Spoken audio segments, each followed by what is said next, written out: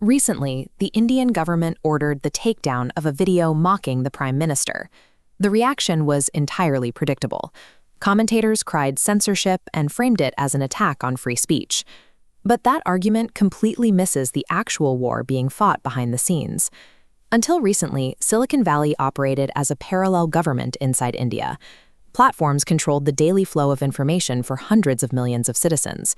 Because their headquarters sat comfortably in California or Ireland, they were virtually untouchable by Indian law enforcement. The breaking point hit in February 2021, during the massive farmer protests. Out of nowhere, global celebrities with no connection to Indian agriculture, like Rihanna and Greta Thunberg, started heavily inserting themselves into domestic policy. This coordinated wave of international attention exposed a massive geopolitical vulnerability for the Indian state. The truth came out because of a simple mistake. Greta Thunberg accidentally uploaded a toolkit, a Google Doc containing a detailed set of instructions, dictating exactly when to post, which embassies to protest, and which politicians to target. Indian intelligence traced the document to foreign operatives and separatist movements. One of the central figures named was an American author, Peter Friedrich, a man who has spent years lobbying against Indian economic interests and organizing campaigns to remove statues of Mahatma Gandhi across Western countries. Identifying this as foreign interference, the Indian government ordered the platform to take down over 1,200 connected accounts. The platform refused, citing American ideals of free expression, and publishing a blog post claiming they were being bullied. The state realized they had zero leverage. A foreign company could openly defy national security orders on Indian soil, and there was absolutely nothing the government could do about it. To survive, they had to engineer a trap. On February 25th, the government deployed a meticulously engineered 4-part trap under updated IT rules, designed to strip big tech of its immunity.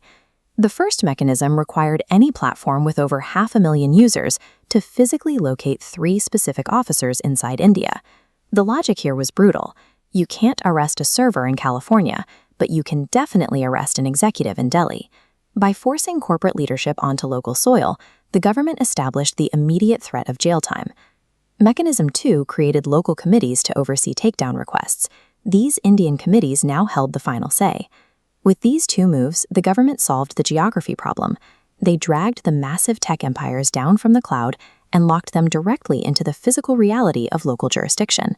The third mechanism decentralized control. Instead of routing every takedown request through top federal ministries, the government handed that power directly to local district magistrates and superintendents of police.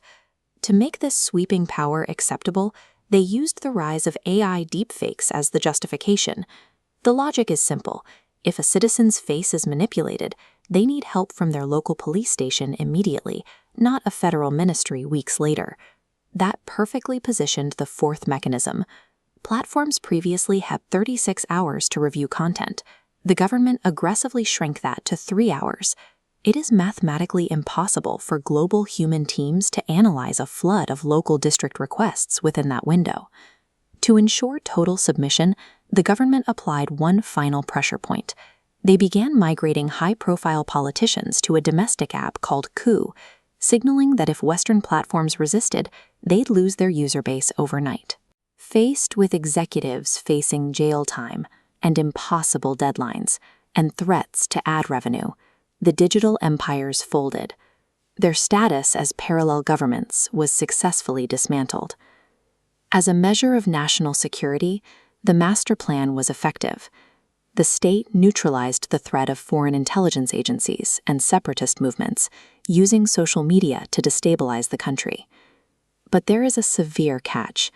A trap this effective and this decentralized cannot distinguish between a foreign operative and an ordinary citizen.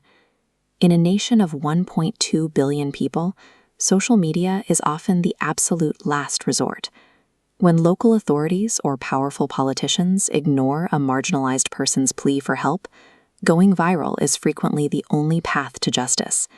Now, takedown powers belong to those same local officials. If a powerful person wants an embarrassing video or a cry for help erased, the local police can issue an order, and the tech company must blindly comply within 3 hours to protect their own executives. In executing a brilliant geopolitical maneuver to protect sovereignty from Western monopolies, the state simultaneously built a weapon designed to silence its own people. And while commentators argue over free speech, the mechanics of this trap remain completely ignored.